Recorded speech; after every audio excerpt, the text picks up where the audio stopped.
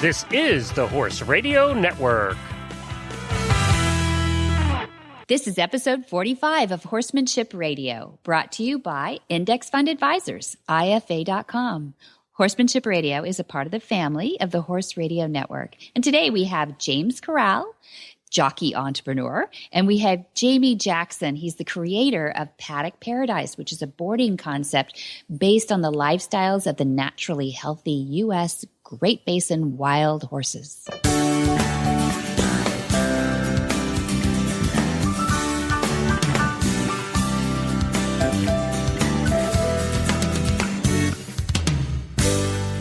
This is Debbie Laux, and you're listening to the Horsemanship Radio. Thank you for joining us. Horsemanship Radio airs on the 15th and the 30th of the month, and I have my producer, Jen, with me today. Hi, Jen. Hello, Debbie. How are you? I'm doing great. I am currently enjoying some clear weather amongst the afternoon thunderstorms here in Ocala.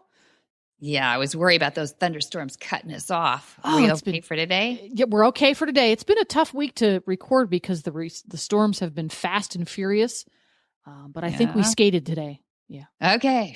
So lightning strikes and the whole thing, right? The whole thing. And the odd part is, and I'm sure this happens in all parts of the world where you get lightning, you'll have a lightning strike that seems to be miles and miles off and it zaps you.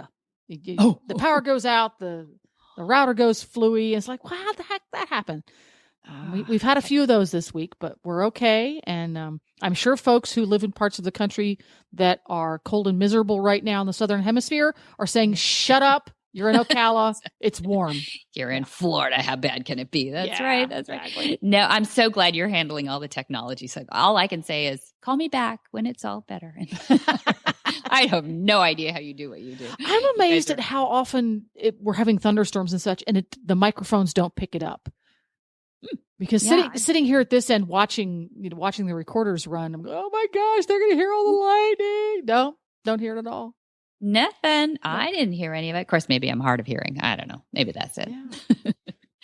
Well, I'm excited today to get into this show. We've got a couple of guys that come from really different worlds, to tell you the truth, both highly intelligent. Opposite ends of the spectrum. Oh my gosh. How did I do that? There's no theme here whatsoever unless it's Opposites Day or something. Opposites attract. They both love horses. Yeah, that's it. That's it. They do love horses, and they're highly intelligent guys.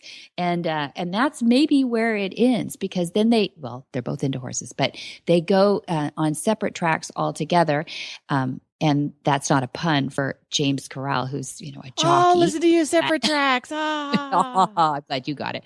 But anyway, James really didn't have a whole lot of a career in horses before he really got into them heavily. But Jaime Jackson is one of those students of the horse, and both of them depend on the horse's hoof for their livelihood. Who doesn't? You're go? right. Ooh, good one again. You're on fire, right. Debbie.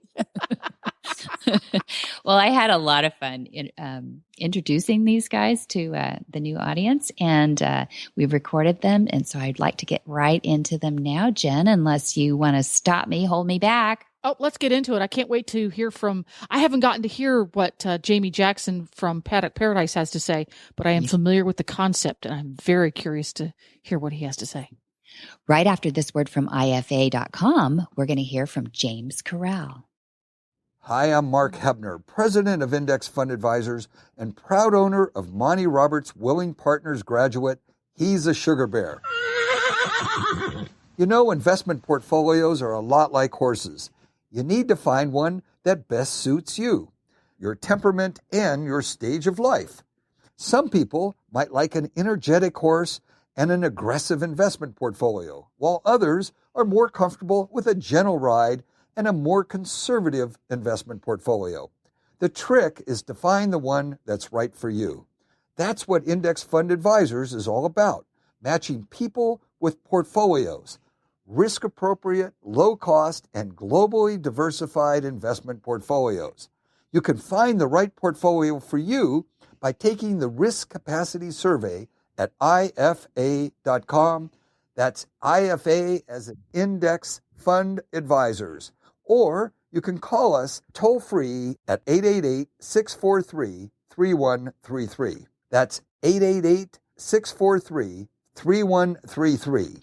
James Corral went from a young UCLA freshman who learned riding at Galway Downs in California, to becoming 1988's highest paid apprentice rider in Southern California and the winner of the Washington State's biggest stake, a race at Long Acres. And he enjoyed a 12-year career riding alongside and being respected by some of the greats like Lafitte Pincay, Angel Cordero, Gary Stevens. And then he stayed in the business of racing after he helped trainers, and he's very skilled with his hands. He started a site called If These Shoes Could Talk. It's really clever. And he creates artwork with horseshoes. You're going to love him. Welcome, James Corral. What a perfect name for a jockey of the racetrack. How are you, James? Hi, Debbie. I'm doing fine. How's everything with you going? Oh, everything has been great. You are wonderful. Beginning of episode 40. What are we up to now? Let's see. We're up to episode 45 of this, and I am so pleased to have you because we've not had a jockey on, a racing jockey on yet in Horsemanship Radio. And I want to introduce maybe people who are not that familiar with horse racing. I want to introduce them to you. You're a wonderful person and a advocate for the industry, a wonderful role model for the industry, and the perfect person for me to bring on to talk a little bit about what goes on behind the scenes of racing and what it takes, the dedication it takes to be a jockey. The one thing that I think people should know before you even jump in there is that there's very few disciplines at this high level that expect a jockey or a horseman to jump on multiple horses every day that they've possibly never even ridden, certainly, hadn't ridden a lot of, because you get on and off horses all day long. What's that like for you, James?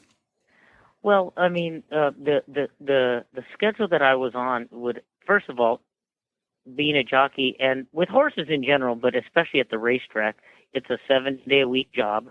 The horses don't know it's Saturday or Sunday or Christmas or Easter. They don't know what holiday it is. And so it's an everyday thing. So I work every day. I get on somewhere from 5 to 10 horses every morning, and then I ride whatever I'm going to ride in the afternoon. And so, that's one of the big things that people who get that excitement, that energy, want to do that they have to understand that it's a 7-day-a-week job. Absolutely. And there were several times when I would get on a horse in the afternoon that I had never seen or touched or sat on their back in the morning, and it's kind of interesting. So what I would kind of do, my general basics for a, let's say, quote unquote, a new horse, is I would get on their back, of course, in the paddock, see how they're walking around, and what I always did my petting, a little down the mane, just got a little scratching, see how they're feeling, see what their reaction is, and then I would go for there. I would try to make some sort of contact communication with the horse right when I got on him.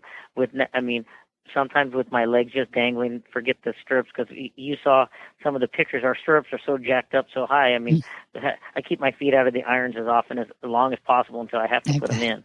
So I just become one with the horse. So, that's basically it, especially new horses that I don't know.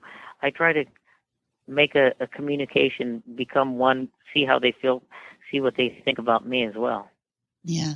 Well, you're an amazing rider. You were featured in a DVD that I watched called Cup of Courage. And I think all jockeys, pound for pound, I think they're the most amazing athletes on earth, because you're expected to subsist on practically no food. And you're as strong as an ox. You have to be to do what you do hour after hour, year after year. Yeah.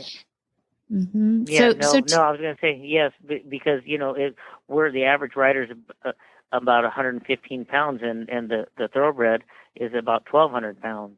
So it's they're basically close to 10 times our size.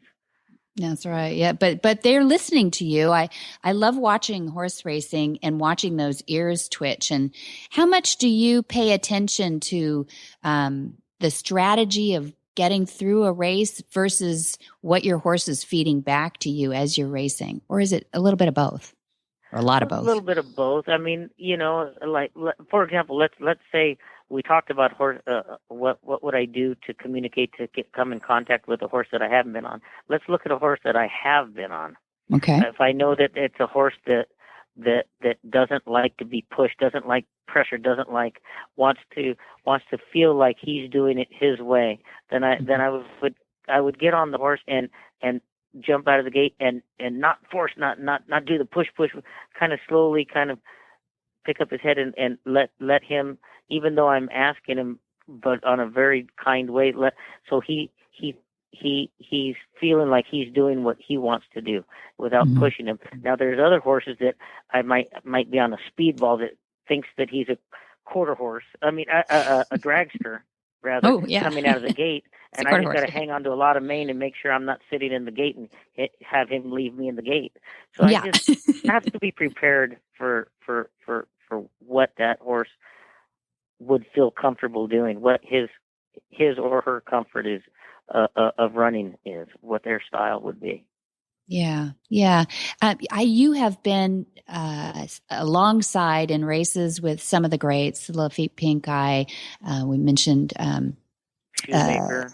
I rode about 200 races with Shoemaker. Cordero, 200 races. Yeah. That's awesome. Yeah, at the end of his career, I rode about 200 races with Shoemaker. I probably rode about 1,000 races with Gary Stevens and Chris McCarron, Eddie Delahousie, Lafitte. You know, I got very, very lucky. I'm so happy I got to ride with those guys. Those guys are my mentors. Well, I would think they learned from you as well. I mean, you guys were all being competitive. I know every guy out there wants to win the race and be on the best horse, but I'm sure they learned from you as well. So you raced in mostly the West Coast, but Louisiana too, right? Yeah. Yes, correct. Yeah. What's your favorite racetrack to go to? Well, let me tell you, in Southern California, in my career, as far as career goes, I did my best at Hollywood Park. I did really well. I finished sixth in the standings, and I just was a very, very, very, I don't know how else to say it. I was a hot rider. Yeah. As an apprentice at Hollywood Park. Yeah. I was, but as far as the whole track, and I do love Santa Anita. Santa Anita is beautiful.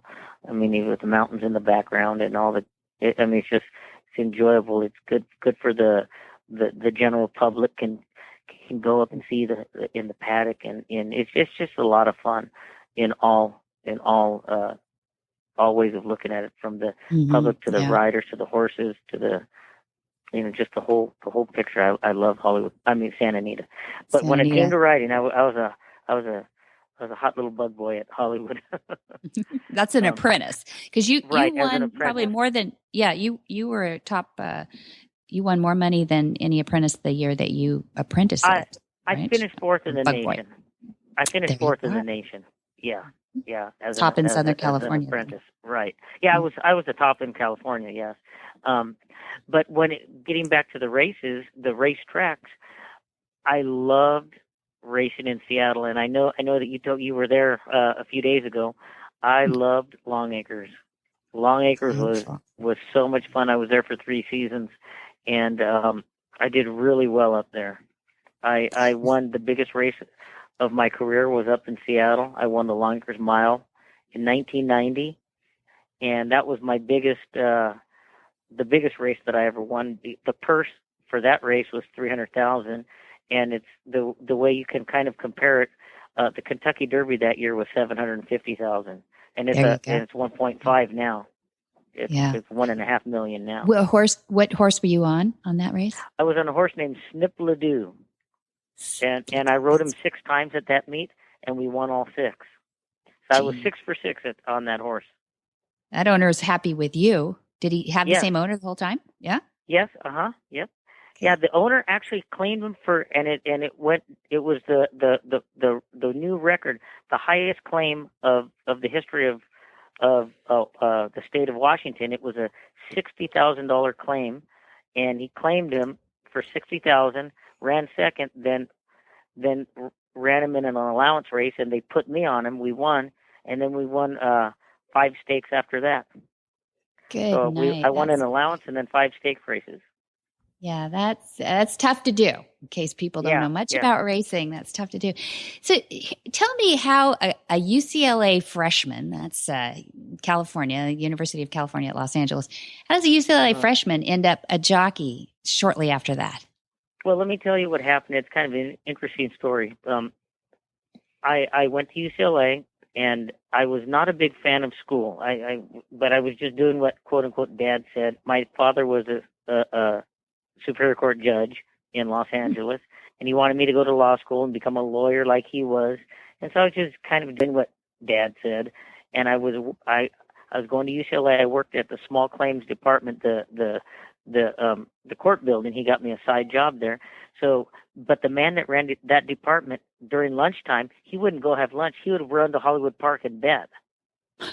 So that was the manager of you imagine this, of a court building. He would not go to lunch. He'd go bed. So he kept on telling me, "You got to be a jockey. You got to be a jockey." I said, "Yeah." I said, "All right." So what he did was he put a package together for all the employees from the court building to go watch the races at Santa Anita. And we went one time, and I loved it. And I said, "Yeah, I'd like to do that."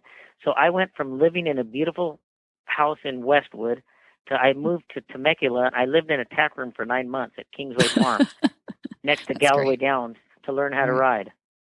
And so I lived there for nine months learning to ride, and then got my first job as an exercise rider at Santa Anita. And who taught you to ride? Pardon me? Who taught you to ride? Terry Payne at Kingsway Farm, and he still runs Kingsway Farm, and I bump into him occasionally, and we laugh and we tell stories, and he asks me how I'm doing, and but Terry Payne really took me under his wing, and he showed me he taught me how to ride. It was amazing. I got to give him a tip the hat to Terry Payne, because he that's a shout out for that. That's amazing. Shout out for Terry. Yeah. Now you took you did take a dive, and it wasn't ironically on a horse. So you did have some head injuries, right. But it was in a car accident, and you'd never know it. I met you a couple weeks ago, and you're as healthy as a horse. Pardon the expression, but tell us a little bit about the comeback, because I think it's inspirational. Well, what happened was, here's something that I like to tell people about jockeys. And that's statistically, the average rider goes down 3 times a year. And usually they get the dirt out of their ears. They kind of take some of the dirt out of the boot and continue to ride. But the statistic is 1 out of every 7 is a bad one, meaning a broken bone, a torn ligament, something where you have to where they basically, like a horse, they have to turn us out and let us go graze for a few months, and then we can come back. Something like that. I had several setback accidents. I broke my right knee once, my left knee twice. I broke my back going over the rail at Santa Anita in a race. I broke several. I've had surgery on my shoulder, my right shoulder, my left ankle. So I've had so many breaks where I had to put my career on pause. But when I was making another comeback, I was supposed to race at Santa Anita. I was driving to work one morning, got on the freeway, and as I'm getting on the freeway, there was a lady running across the freeway on her feet. And this was at 4:45 in the morning. It was very dark. I was supposed to be on my first horse at 5:30 that morning. And so I swerved to miss her. I hit her, and I flew off the freeway. I broke my skull in 5 places. 1/8 of my brain is dead, and that has to do with speaking and short-term memory. So, and then to make a long story short, they when they found her body, they tested her. If I had any drugs or alcohol in my system, I would probably be in jail for manslaughter, whatever. They tested me. I was clean. I had nothing. I was just going to work. They found her body, and she had a high dosage of heroin and drugs and alcohol in her system. So anyway, so I was in the hospital. They weren't sure whether I was going to make it. And after I was in and out of a coma for the first 4 days, my family brought a priest in to read my rites of passage, thinking I was not going to make it. So they did that. It took about 2 hours, and they said about maybe 1 or 2 hours after that, I sat up in my bed and I started trying to talk. And they were looking at each other. They thought a miracle had happened. So I was in the hospital for about 2 more weeks, and then it was the beginning of a long road of recovery. I couldn't talk. I was like a 2-year-old boy slurring I didn't know how to say anything. So I had to go to speech therapy for 6 months to learn how to talk, to learn how to remember, to learn how to lots of things. And so once after a few months, when I started catching on, I started remembering, horses, and then I started to get that hunger, that urge, and I said, man, boy, I want to get back on horses again. And so after about 7 or 8 months from the accident, I started getting on horses again. I started exercising horses, and I felt kind of, I was not totally comfortable, but I just wanted to get that feel again. I wanted to do it again. And so people were talking to me, wanted to help me out. And so I told everybody, I want to ride. I want to ride again. I think I can ride again. So here I was making another comeback, probably my 15th comeback in my career. And so I started riding. I rode a few races, and then boom, I won on the first horse I won on at Santa Anita. The horse's name was Give Me Hope. Oh, that's great. And I won on Give Me Hope. And then I came back and I rode a few more races. And then maybe a few months later, I was not riding a lot. I, could come close second, third. And then I just, for some reason, there was something inside of me that was almost like I had the feel of like I was not giving it that quote unquote, I hope it's okay to say this, that balls out, go we know all what that out, means. Yeah, that's right. Riding style. Right. And so I said, well, maybe I shouldn't ride, because I felt almost guilty for maybe not giving the owner, the trainer, or the racetrack, or the people betting, or anybody that full no fear attitude of riding. And I was kind of hesitating a little bit. So I said, you know what? I think I'm gonna stop riding. So I rode a few more races, and then guess who pops up again? Give Me Hope. I rode her and I win again. I won 2 races on Give Me Hope. And then I rode a few more races, and I said, you know what? I'm done. I after I won on her about 2 weeks later, I rode a few races. I said, I'm done. I'm happy. And so what I did was I just felt inside me. I said, you know what? I'm retiring now, and I felt so good that it was my decision, not the hospital's decision, or not. It was my own decision to say it's time for me to hang up my helmet, and I feel like I did the right thing. And I love horses. Yeah.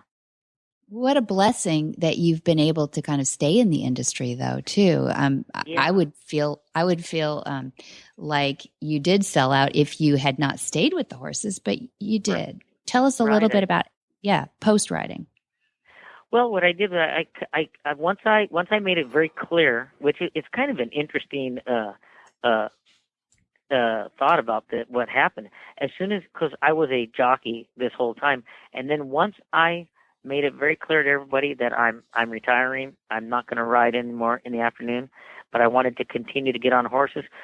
Boy, it was an amazing, exciting, like big time trainers, Richard Mandela, Bobby Frankel, just the list went on and on. Eddie Gregson, all of them. Charles Whittingham, trainers, top trainers, Jack Vanberg, everybody started asking me to work their horses. I only weighed 110 pounds, and they wanted a light rider who they weren't obligated to have to race in the afternoon to ride their horse. Mm-hmm. So I was like a little pinball bouncing around. Everybody wanted me to work their horses because now they knew they didn't have to ride me. Right, so that right. that was kind of fun. Yeah. That was kind of fun. I'd never been so busy in the morning at the racetrack, which was kind of fun. Great. So I got to get on a lot of horses. I got to sit on Darren Go when he beat Cigar. Gosh. I got to get on a lot of big horses that had I been a jockey, I would have never had a chance to sit on their backs. So that was a kind of a good thing. And then what I did was I started a little hobby. While I was exercising horses, I started to just doodle around with the horseshoes, and that's what started my new business, which 6 years ago I started, and I do things with horseshoes now, and I slowly stopped getting on horses, which I miss. But like going back to the story, I've had my share of 9 lives. I think I probably had more than 9 lives. Maybe more. And, you know, I'm happy I kind of retired fairly sound. Occasionally I'm a little off, but, you know, you're pretty I'm pretty sound. sound. I'm pretty sound. You're in good shape. I want to brag on you a little bit about this so that you don't have to, but you make these beautiful bridle racks and trophies and things out of the shoes that are actually from the horses in a lot of cases. Correct. And if they go to your Facebook page, that's a lot of fun. It's James Corral. And if you just go to facebook.com and look up James Corral, you'll see John Henry, you'll see Bob Baffert, and American Pharaoh. There's some current news. Beautiful, beautiful stuff. Nice. Is that fun? I mean, that must be a fun little hobby to have on the side. Oh, it's great. I've done 4 Kentucky Derby horses. I got their shoes. The first one that I got to do was Mind That Bird. I got his Kentucky Derby shoes. Awesome. And I made 4 individual trophies with his Derby shoes. Mm-hmm. I did, for Bob Baffert, the horse Looking at Lucky. He did not win the Kentucky Derby, but when he was named 3-year-old of the year, Baffert gave me his Derby shoes, and I made trophies as 3-year-old of the year, but with his Kentucky Derby shoes. I did Street Sense. I made a trophy for Street Sense. I did a trophy with All Heaven Others shoes. And and so I'm just I've done several Breeders' Cup trophies. I did Golden Sense. I've done 2 years of Golden Sense's trophies. I just shipped a beautiful trophy that I made for it's a horse named Absolutely Cool, who just ran in Seattle at Emerald Downs. But I did when he won the Phoenix Gold Cup for the second year in a row, defending champion. I made the trophy for him last year, and so I just shipped another trophy to the owner of this year's defending champion. So I love that name. Absolutely cool. Yeah, you sure do. You should do. People have to go in and see that. And what a great way to stay in the industry a little bit too. You do beautiful work, and it's probably therapeutic fun to do that with all these famous horses and everything. Is people have to enjoy it with you, or maybe even think of something that they need to do for Christmas time here too. One thing that I would like to say, and it's something that I do a lot, and I'll tell you, I love my work. There's nothing like doing something and seeing the smile on somebody's face that I do something with their shoes. But one of the things that hits me the hardest, it hits my heart the deepest, is when people, horses to horse people are their children. And occasionally when they lose their child, so I do quite a few memorials. Memorials are big with me. And every time I deliver a memorial plaque that I've done for somebody, I've gotten so many hugs, and and not only from the women, sometimes the men give me a hug and just squeeze the heck out of me. I'm a little guy too; they can squeeze me like a little prune. But they just love my work, especially with memorials. I love that. Well, we love you, James. You're a talented guy, and you can tell that you love your horses and you love the industry, and we need more representatives of the industry like you. It was wonderful having you on today, and I hope you'll agree to come on again when you have some fun news for us.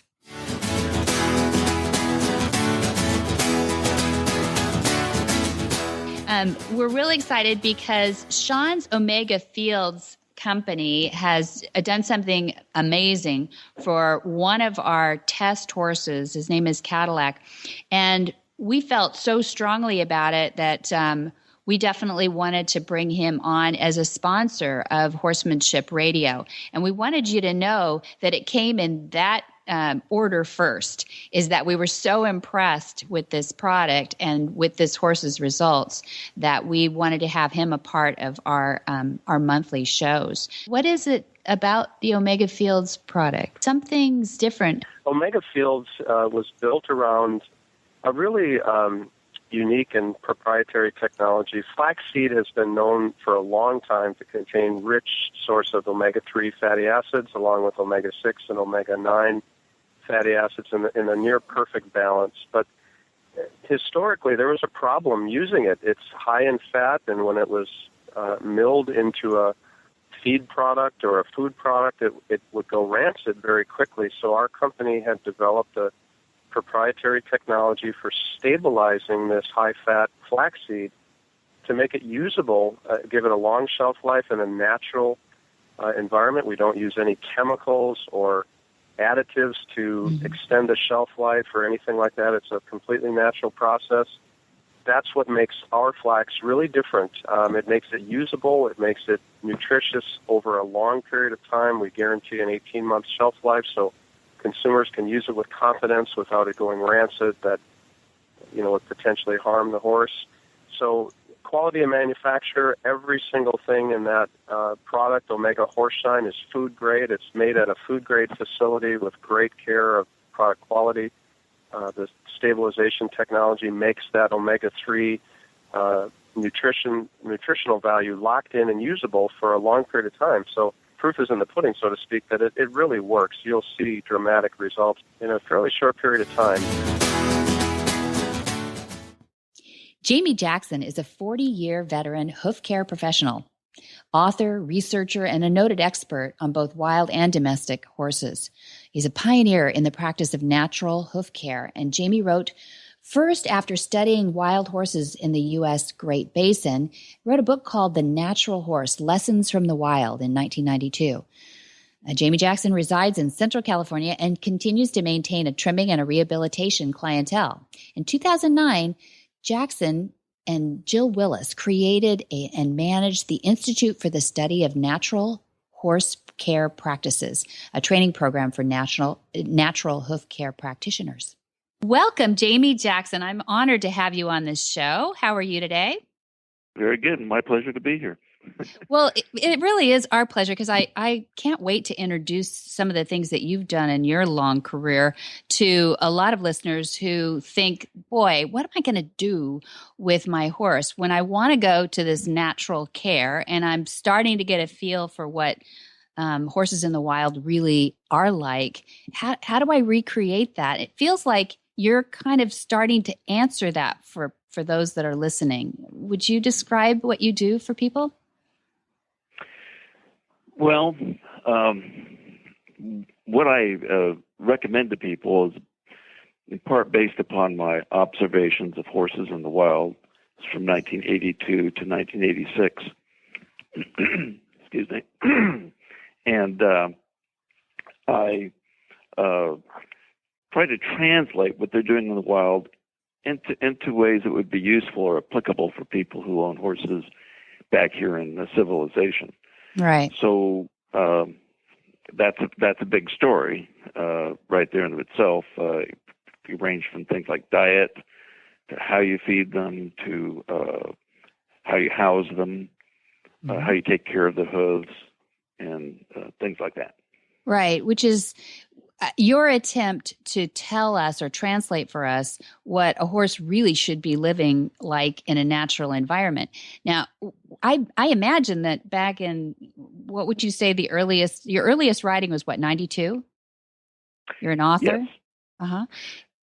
I wrote the Natural Horse Lessons from the Wild. Actually wrote that in the 1980s, and it was published in 1992. Perfect. That would be my first published book on the subject. That's amazing. I mean, 92, tell me what people were pushing back on then. Were there skeptics? I think that there was people who would, listen to what I had to say or read what I had to say. There was a bit of interest, and I began as a farrier, so the farrier community actually brought this information before them back in 1988 at the annual conference of the American Farrier Association. We talked about the hooves, and I showed them wild horse biospecimens, their hooves, so they could see what they look like. And there was a lot of interest, but how do you apply it? Mm-hmm. And so, it's always been the issue of how do we take this information and utilize it in a way that will help horses. Right, exactly. So you went into natural hoof care primarily at first, and then eventually got into diet and behaviors of horses. Is that right? Well, when I first went out there in 1982 into the Great Basin, I really didn't know for sure what to expect. But what I found was quite beautiful, and I thought meaningful. Mm-hmm. So it's kind of a funny story. When I first came back and I had a clue about what the hooves. I had a clue what the hooves was supposed to look like, and I told one of my clients, "Why don't we do? I'm going to do a wild horse trim," and she just sort of shrieked and said, "Oh, I don't want anything wild on my horse." And so it sort of took me back, and I thought about it, and that's how I came up with the term, the natural trim. I thought I would not. Wild was unacceptable, so I used the term natural. Thought you would start bucking around the field if you put that wild trim on there. Right. That's funny. Yeah. So as I began to study the hoof more and more and more, and then the wild, that led me into how is the hoof forged like that in the wild. So that got me into behavior, how they move, what they eat, and so forth. Mm-hmm. Yeah, and on the hooves, which to me is actually as fascinating as the diet, but I want to get into that too. The Mustang roll has always been the most amazing hoof to me, and that is. Would you describe a Mustang roll for us? And I'd like to hear how you describe it. The Mustang roll, it's a term I actually coined way back. It's been so many years I can't remember how long ago, but what it reflects is how the turn of the wall, instead of when as a shoer you flatten the hoof and then you nail the shoe onto it, so you have this sort of a sharp edge. And in the wild horse foot, it's rounded. Now it's rounded in a very complex way. It's not a real simple thing. There are structures there that need to be ordered, put in order when you're finished, when you're turning it. So I had to come up with something that would explain that it's just not flat. It's rounded in a particular way. So I took the term Mustang and roll, and I'll make it a Mustang roll. So it makes sense. It reflects specifically how the wall is turned rather than what the whole hoof is about. Yeah. Can you describe a little bit for what it looks like? I mean, it literally looks like, I'm trying to think of some object that people would know, like the edge of a countertop is, when it's got the bull nose on it. It's kind of, isn't it kind of, I'm trying to think of something like it, but it's naturally formed, and that's because of those capsules. Am I right on that? How they teased by the dirt? We think that,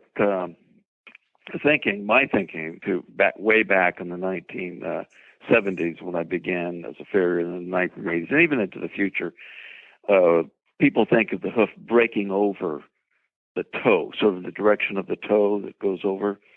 And if that were true, if that's exactly how it worked, then I would expect to find what we call a rolled toe, right? And so, but I didn't find that.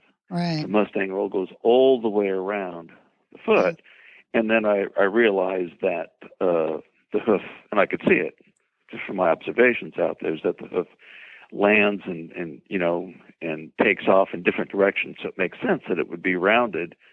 The Mustang roll will go all the way around rather than just to the front. And so my practice as a farrier to roll the toe came to an end when I saw that it needs to be the same all the way around. That would be consistent with what nature is, done for the horse. Yeah, exactly. What God put in there as a natural trim, not a wild trim, but a natural trim. Right. So what I love too. So you're a natural hoof trimmer, foot trimmer, yes. And you are working with the wild horse foot to try to emulate that. Now tell me about the frog, because I saw when we were out on your place, the most beautiful frog, which was probably the biggest, flattest frog that you can imagine on a hoof. And, right. And it looks like a perfect heart. It is so adorable. It looks like a heart. So tell me how that happens in the natural hoof. When you do a natural trim, which is different than what you do to prepare the hoof for a shoe, okay? What it does when you begin to simulate the wild horse foot, the wear characteristics, it sort of activates the foot to grow a particular way. Okay. And then when you put them in the environment, like our place that came out to see, which I call Paddock Paradise, Right. then it really pressures the foot to grow like you see out in the wild, to grow and to wear a particular way. And so the frog that you saw, the frogs on those horses, I've really not trimmed them in 4 years. Wow. They reach what I call it biodynamically balanced in relation to the environment. That means that it grows what it needs, so to speak, to protect itself. And so the frogs that you saw are very neat and well formed. It does that on its own. Right. Okay, I don't do that at all. It grows into that and stays there. That's the best way to describe it. Yeah, I believe you. And what causes that? What's the concussion going on? I mean, we've heard it said that the horse has 5 hearts, and that the frog, being the 5th heart, that's what's pumping back up the leg, all that blood that needs to get down there and feed that hoof. So what is it that teases the hoof? Is it the rocks and the wear and tear, the movement of the horse? Well, the model that you're referring to, the frog pressure model, I think that began back in Europe and came to the United States as the farrier sciences sort of developed here in the United States, modeled after old European models. Okay. And there's new science, more recent science, that says that there's a very complex vascular system in the hoof with various shunts and things move blood around in there, so it builds enormous pressure inside. Okay, so we're talking about a weight-bearing force, the horse's weight coming down and squeezing all this blood inside you have a hydraulic system in effect. Yeah. Okay. All right. And so I think that's why they can be so comfortable running around and rock the way they do in the wild or in our Paddock Paradise, because they're in a waterbed, so to speak. Yeah. Standing in there. Okay. And so it's the weight-bearing force that presses the hoof against the ground. And that's actually what does the shaping. Gotcha. Okay. All right. Rather than the ground, which is just sort of sitting there, that not makes doing sense. anything. When you have this weight pushing down on it, then you're going to be grinding it, and when you mimic the natural shape of the wild horse foot, then it begins to activate the growth, the growth coriums, the growth centers in the nerves and the blood and all that, and it makes it want to grow a particular way. And this is what you saw out there in our hooves. Well, that's great. Yeah. Okay. So this is really good. So this is science, and this is actual reality too, that you've actually seen it. There's so much of science that we horse people wonder about, but you're seeing this for now 40 years. You've been a hoof care professional. So there must be a need to get this word out that teasing these hooves into a more natural growth pattern has got to be healthier for the horses, because I just feel like there's a lot of industries that are having trouble with keeping horses sound these days. Am I wrong? You're not wrong at all. And I would characterize it as an epidemic problem, an international one. Wow. This is something that I've studied, and in fact, many years ago, back in the 1970s, I was seeing problems not only in my own work as a farrier, but in just about everybody's. And this is one of the main things that inspired me to go into the wild to see, is there a better way to? Certainly, nature wouldn't give us this horse and make a huge mistake. Yeah. After and so. When I went out there, that's when I discovered that there's definitely a better way. Nature's figured it out, and there's thousands and thousands and thousands of horses out there, and they don't have any problems with their feet, none. Mm-hmm. Mm-hmm. So the question then is, why? Oh yeah, good. And what do we do? What can we do? That's great. This is how founding people. My father, Monty Roberts, did the unusual and kind of just kept at his belief. And I really feel like you're one of those that just kept after his belief as well, because it worked. You saw it working, and I so admire that. Now, let's jump to Paddock Paradise and your property out there too, because I wanted to establish what I think a lot of people are paying attention to, which is, hoof care and problems that way. But there's a bigger issue with the world getting smaller. And on Horsemanship Radio, we like to advocate for keeping horses in people's lives. We don't want to see it slipping the other way. We just think they're too valuable as therapy, if nothing else. That's what we call it anyway. We justify our horses for therapy, meaning that I need my horsey time.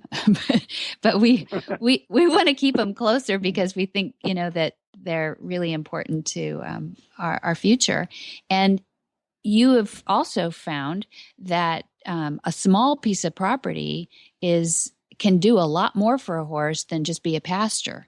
So describe a little bit about Paddock Paradise, and maybe we can, in another show, even get into it more, because there's just so much to it. But if you could describe what it looks like a little bit and why you've gone to that concept, I think people really need to pay attention.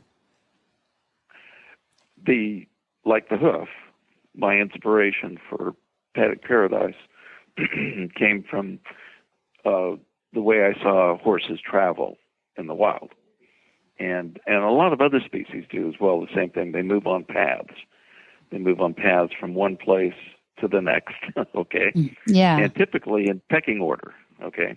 Okay. And so I realized early on, in the early 1980s, that I had to draw a line to the environment from the hoof. You can't just try and make the hoof look nice, okay?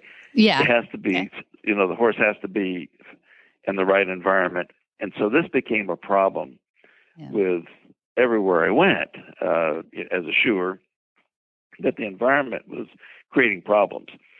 So eventually I began to talk about that they move around in paths to go here to eat, to get these minerals here, to get water there, to see other horses, so on and so forth. Mm-hmm. And people didn't understand what I was saying. Yeah, the circle so of alien. life. Yeah, they don't. The deer do it, and I think every flight animal has a circle that they travel in, but I don't know that people, are aware of that. So I'm glad you're pushing. So in the wild, the water hole is like the center, and then horses go out from there to get what they need, and they come back. Mm-hmm. Go out and they come back in loops. Okay, and so I began to talk about that to people who were coming to me to learn about what this wild thing is all about and taking care of the hooves. But it was a particular what inspired me to write the book specifically to bring it out of me and put it in book form so others could use the information. Was a horse in Georgia had foundered, had laminitis, and the people were just at wit's end what to do, and they had the horse in an environment that was conducive to laminitis. So they came out and did a clinic with me, and I said, well, we need to make some changes there. You've got your horse in a very lush pasture, which is going to, because of the sugar, the fructan in the grass, is going to cause the hooves to become laminitic, okay? Mm-hmm. And so we sat there, the wife and the husband and I, and I said, this is what it looks like. Let's take your pasture and let's create a track, I call it, all around your property. And within the track, they will create paths where they want to go. Okay. And so the husband's very practical. He's had a tractor, and they set right to work on it. And we, in the meantime, we put the horse in just a small little pen with no grass at all. And I advise them how the horse should be fed so that they will not get laminitis. Okay. And so they put all three of the horses on the track, and off they went. And the horse became not only sound, but rideable, and whatever signs of laminitis were there just came to an end very quickly. Okay. And then they brought their neighbors' horses over to put them in there, and they all took off together. And there's another lesson: horses need to be together. They're social. Okay. They're band animals. They like to be in family bands and small groups. And I know what people are thinking right now. They're thinking though, like, how do I get? I'm at an equestrian center, or I have such limited space and property. I would love to turn my horse out in 50 acres. I think it'd be terrific. Well, it might be hard to catch him every day, but how did you deal with that next step? Of course, you don't need 50 acres to do it. Good. That's what I want to hear. If you had a 50 acre property, you would probably use less than 5% of it. Oh, see, there you go. Right. Okay. So it's when I wrote the book, finally, Paddock Paradise, a guide to natural horse boarding, I pointed this out that a lot of people have very suitable property, but don't use it in a way that would be, conducive to natural movement and how you feed them and so on and so forth. So the book sort of answers that question. Yeah. How do we? Let's look at our property in a different way. What is it? Yes, exactly. How do we capture that circular movement that horses want to do every day? How do we capture that? The property that you came out to say, that is a 1 mile loop around it, but the property is not even 8 acres. Yeah, that we're occupying. Okay,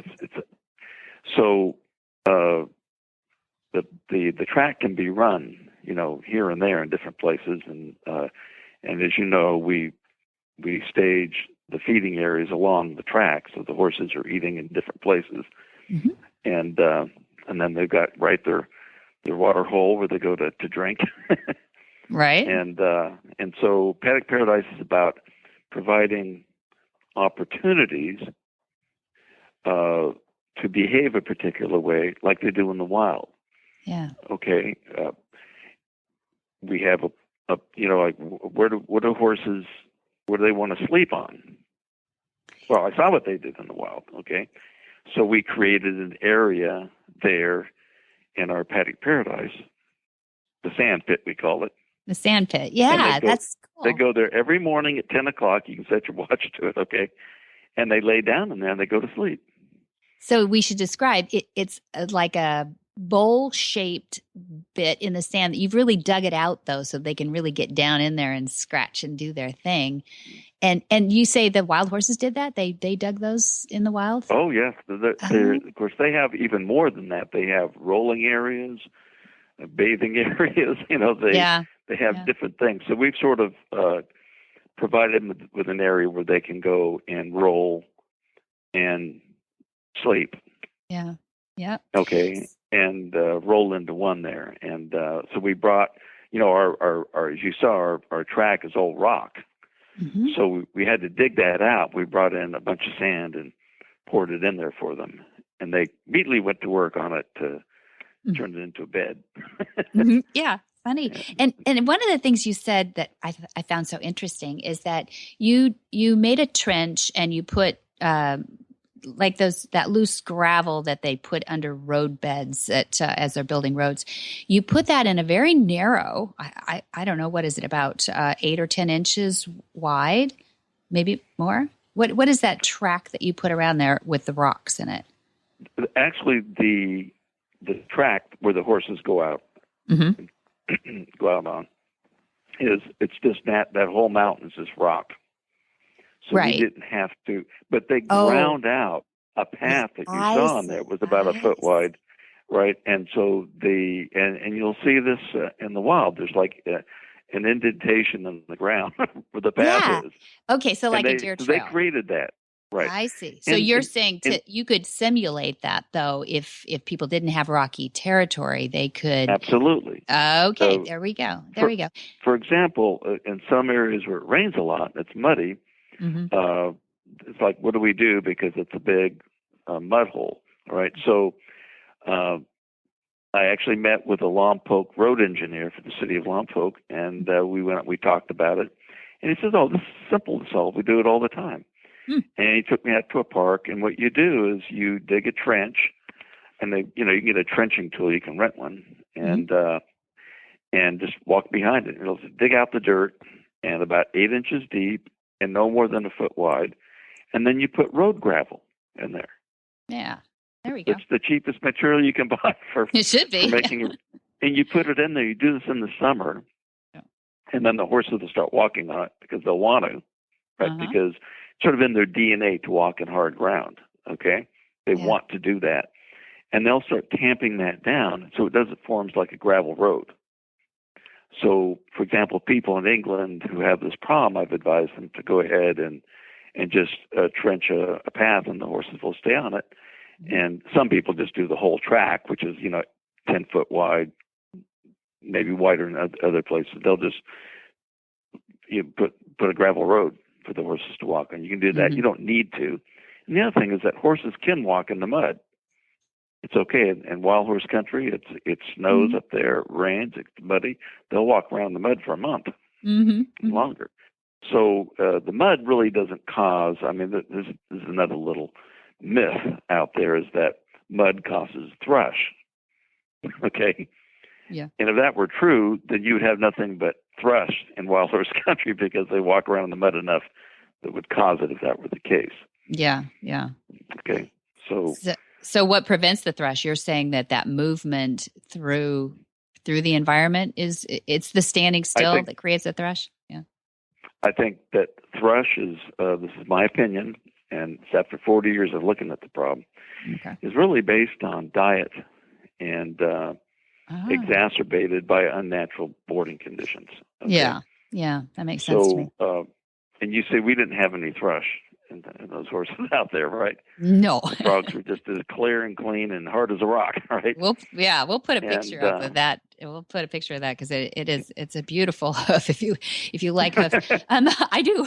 So obviously, but one other funny thing that you said was that the horses don't like you to walk on their track. They prefer that when you walk along the roads, when you put the hay nets up, and that's another thing we'll have to get into on another show, but that they prefer that they walk on their track and you walk on your track. Is that just your horses, or is that a behavior? It's the way they are. They know where they want to go, and so their paths are they put them where they want, and typically it's away from where I bring the ranger to go up there to put the hay. And you saw that's off to the side. I did a little experiment on that down below. They had a path going from the sleeping area, the rolling area, down to the water trough. And that path was just as clear as can be. That's the way they want to do it. That's where they're going to go. So I did a little experiment, and I brought out the ranger and a drag behind it, and I just ground that path away completely. Okay. You couldn't see it, all right? The next morning it was there. And I mean right to where it was before, down to the foot.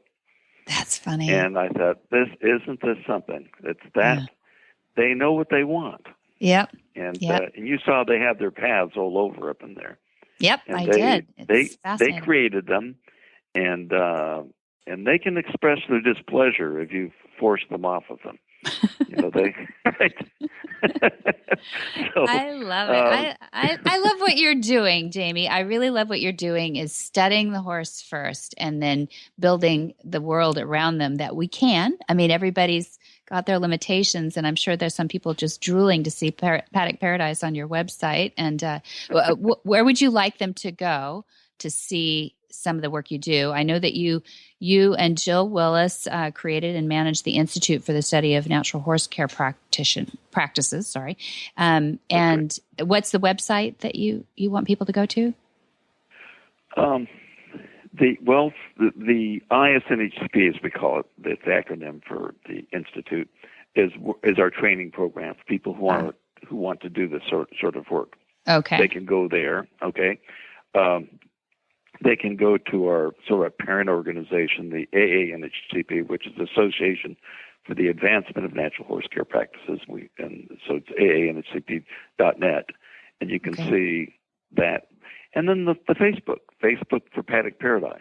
Oh, perfect. That's a good one. Okay. And there's also a Paddock Paradise website that's actually Jill's putting together right now with somebody. Okay.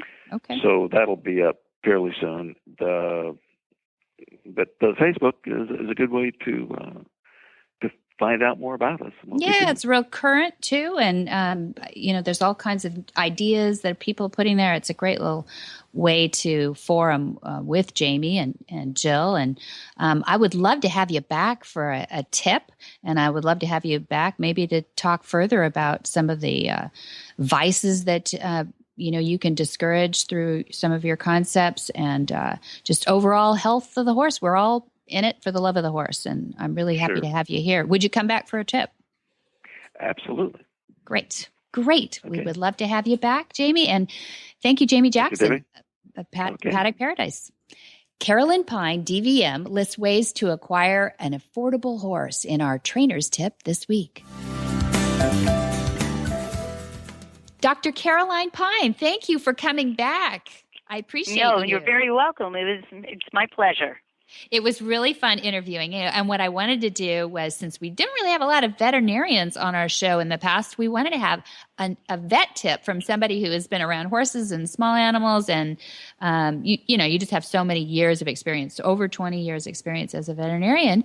Tell us what little golden nugget you have of knowledge for us. Well, I think the main thing today is to focus on adoption.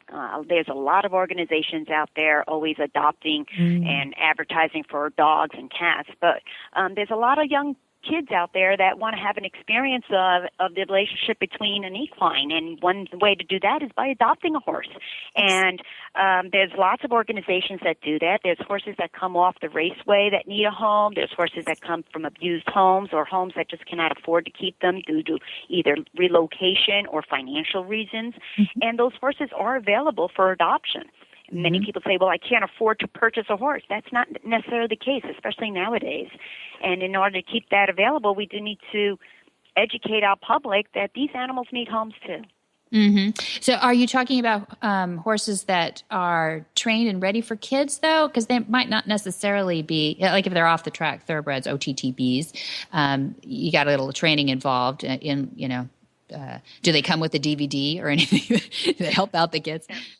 Well, and that's one of the things where pony clubs and trainers come in handy. It's not just acquiring a horse and throwing a saddle on it and think you're ready to ride. It's a learning situation for both. It's just like as much as it is for the horse as it is for the rider. Just like acquiring a new puppy. You still want to go to puppy class. You still want to go to training classes and teach him how to take care of his potty issues and how do you feed him and things like that. You could go to a veterinarian, get some heads up on that, go to a trainer, find out as far as what kind of tack is available, where is my horse going to be able to ride, where do I keep my horse, how do I feed my horse. And there's lots of information out there, especially now on the website, that you can look up. Just thinking that my daughter wants to ride, my son wants to ride, but I can't have a horse, they're too big. It's just really limiting yourself to the abilities to give your child that experience that's so unbelievably rewarding. Yeah, that's a great tip. I think one of the incremental ways I've seen it done well is that kids can volunteer sometimes at these rescues, even if it's just cleaning buckets and getting around horses too a little bit before they even go into horse ownership. And that's what you were talking about with our interview about the Pony Club, giving these kids a real background and responsibility ahead of just adopting a horse. Yeah, and that's another aspect, again, about the Pony Club is we do a lot of the community service in that we would open up our own horses into the arena and have people come in and actually walk a horse, or we would walk the horse while they're riding him, just to have that initial, okay, this is not that intimidating, I can do this, this is something that is feasible. And they wouldn't have that experience available to them unless they had someone up there that gave them the helping hand. Yeah, that's right. Well, thank you for telling us about that too. Yeah, a good reminder for those of us who sometimes know that, but, are trying to figure out what to do for their kids to incrementally get them around horses more. And it's a good tip for any parent who's thinking about getting into horses at all. Thank you very much. And a lot of times you can have your horse and ride it without actually owning a horse. At the Pony Club, we lease horses. We'll find a way to get a horse for that rider that has the interest in having that experience. So That's it's not really just good tip. acquiring the horse. If you say, well, I can't put a horse in my backyard, yeah, you could rent a stall, you could lease a horse. There's lots of other options out there. We'll make it happen. Absolutely. Very good. Absolutely. I totally agree. And sometimes that is the most economical way to get into it, too, because you're just helping somebody who needs that horse ridden a couple more, if it's a good match, a couple more days a week, and that really makes a better life for a horse. Exactly. Very good point. Thank you, Dr. Caroline Pine. Thanks again from Paws and Claws Veterinary Hospital in Yorba Linda, California. Hi, I'm Monty Roberts, and I know that I'm transforming the lives of horses globally.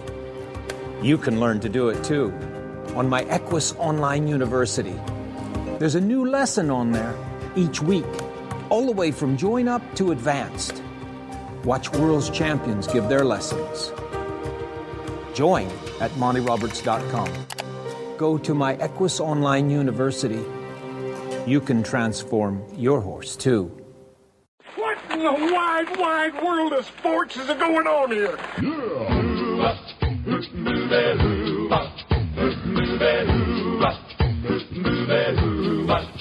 Where in the world is Monty Roberts?